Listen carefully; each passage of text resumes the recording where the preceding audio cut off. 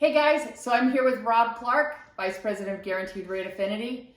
So Rob, here's some of what I'm seeing right now.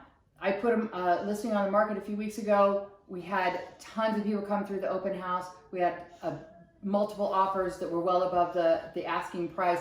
People were waiving all kinds of contingencies. I've got another listing that I just put up today, and I've had people calling me for the past week when we were in coming soon status. Yeah. And people are looking for ways, how am I going to get my buyer this house?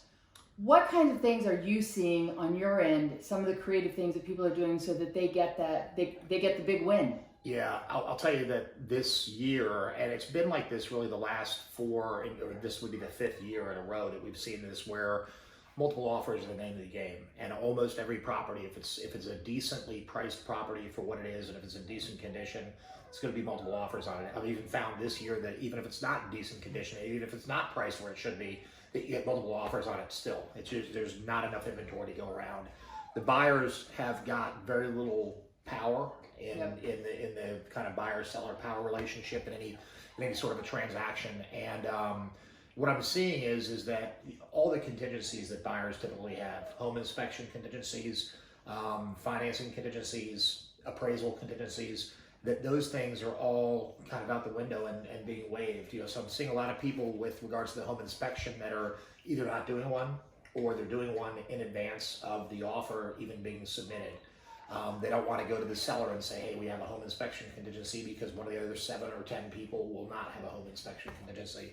The financing contingency, I think, is a little bit less risky, where I'm seeing people waive that more often.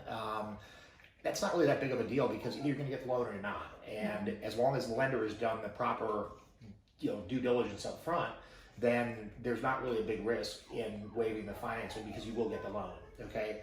The appraisal is really the biggest question, and is the one that I think probably presents the biggest risk to the buyer. And I'm seeing people that, I saw it a lot last year, where people would waive a portion of the appraisal, where they wouldn't just waive the appraisal entirely, whereas what I'm seeing now is that people are waiving the appraisal entirely, basically saying that we'll go ahead and proceed with this transaction even if it does appraise for a little bit less than what the selling price of the property is. So a buyer comes to you, and what can they do in advance with you so that they are best poised to win?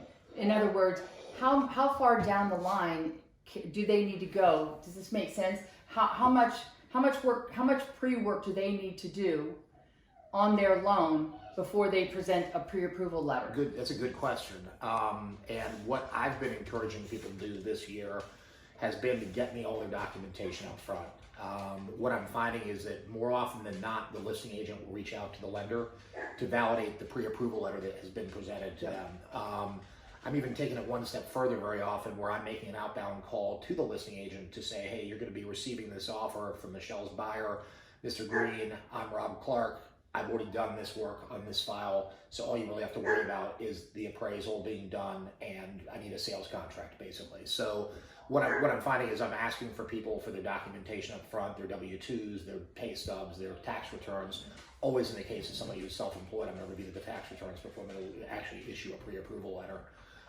So that's what I'm finding, is the more preparation you do up front, the stronger message I can send to the listing agent, and try to help sell them on accepting our offer versus somebody else's offer.